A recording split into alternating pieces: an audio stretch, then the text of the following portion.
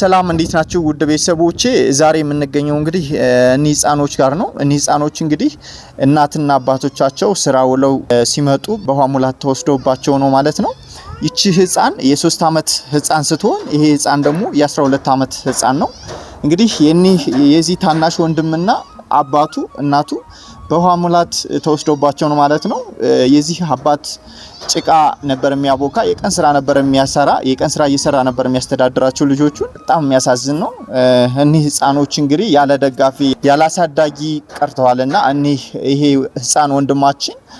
አካውንት አስከፍተን እኛ ደግሞ ወደናንተ አመተነዋል ማለት ነው እናንተ ደግሞ የሚቻላችሁን ሁሉ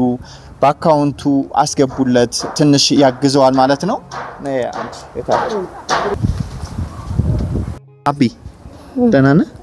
እንዴት ነህ ምንድን ነበር የሆኑት ገጠር አንስቶ ሲመጡ አስታቸው በውሃ የተወሰደው ማን ናቸው 3 ናቸው እናትህ አባትህ ወንድምህ ናቸው አዎ እሺ እናቴ ሰላም ነው ደህና ነኝ እንዴት ነሽ ደህና ነኝ ዜሮ ጎረቤት ነሽ አዎ ጎረቤት ነኝ እስኪ ያለው ሁኔታ እስኪ ንገሪኝ ገጠር ዳርጎት መሬት ኖራቸው ያቸነው ቋሰለን እንመጣለን ሲሉ ተመለሱ ነው ወሰዳቸው ልጅ እያሉ ሲመለሱ ወሰዳቸው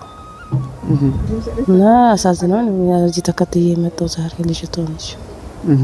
አሁን እኔ ልጆች ከዚህ በኋላ ማን ነው የሚይዛቸው ከዛ የሚያሳድጋቸው ማን ነው ምንም ያሳድጋቸው የለም ዘመድ ገጠር ናቸው ቤተሰብም ገጠር ነው እንጂ ለቱ ነው እዚህ ምንገ የመጣው ህፃኖች እንግዲህ የሚገኙበት በደቡብ ጎንደር እስቴ ወረዳ ነው የሚኖሩት ማለት ነው ለእነዚህ ህፃኖች እንግዲህ ምንችለውን አድርገን እንሸኛቸዋለን አብራችሁን ቆዩ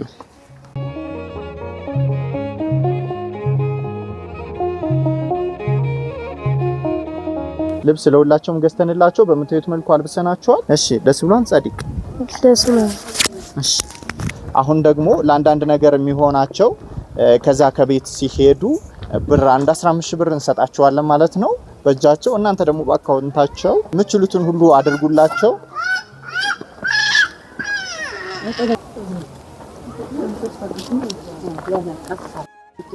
ችግር የለው ጻድቅ ይህ 15 ብር ነው ላንተ ከልብሱ ውጭ ነው ይሄ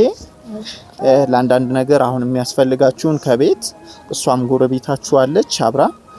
እሱኛውም ዘመዳችሁም አለ ለምትፈልጉት ነገር ያድርጉላችሁ እሺ ከለት እህል ቀለብ ከሌለ ለለት ቀለብ እሺ ይሄ 15 ብር ነው ያስ ከፈለክ ከአካውንት እናስገባላለን እሺ ያወጣህ መጠቀም ትችላለህ ውድ ቤተሰቦቼ ይሄን 15 ብር ሰተናል ማለት ነው ከልብሱ ውጭ ለአንዳንድ ነገር እንዲሆነው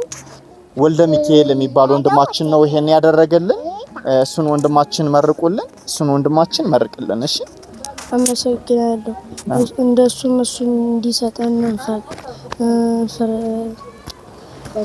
ፈጣሪ ይስጠው አሜን እሱም አዚ የበለጠ አፍት ማያዝ ያብቀው አሜን